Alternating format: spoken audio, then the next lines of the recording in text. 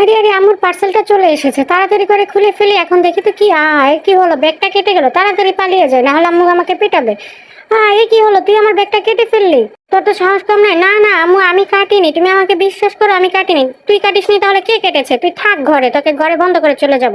ও ভালো লাগে না। আব- এই কি তো পাতা দেখা যাচ্ছে, এগুলো কুড়িয়ে নেই ভালোভাবে। আম্মুর জন্য নতুন একটা ব্যাগ তৈরি করব। পাতাগুলো ভালোভাবে গাম দিয়ে শুকিয়ে নিব। গাম দিয়ে শুকিয়ে লাইটিং এর ভিতরে রেখে দিচ্ছি। এখন পাতাগুলো একদম শুকিয়ে গিয়েছে, এর উপরে খোলটা আমরা উঠিয়ে নিব।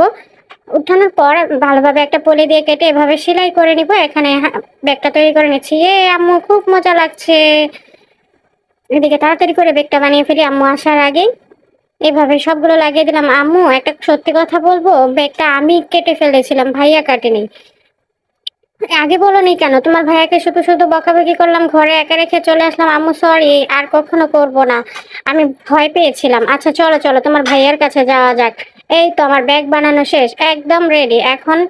এই তো আমরা চলে এসেছি। মা দেখো, তোমার জন্য কত সুন্দর একটা ব্যাগ বানিয়েছি। তুমি বাবা, তুমি আমাকে আগে বলোনি কেন যে ব্যাগটা তুমি না, তোমার ছোট বোন কেটে ফেলেছিল? কোনো ব্যাপার না আম্মু, দেখো তোমার জন্য কত সুন্দর একটা ব্যাগ বানিয়ে ফেলেছি। তো বন্ধুরা বলে দিও ব্যাগটা কেমন হয়েছে, আর ভিডিওটি ভালো লাগলে অবশ্যই একটি লাইক করে দিবে, আর আমার চ্যানেলটি সাবস্ক্রাইব করে দিও।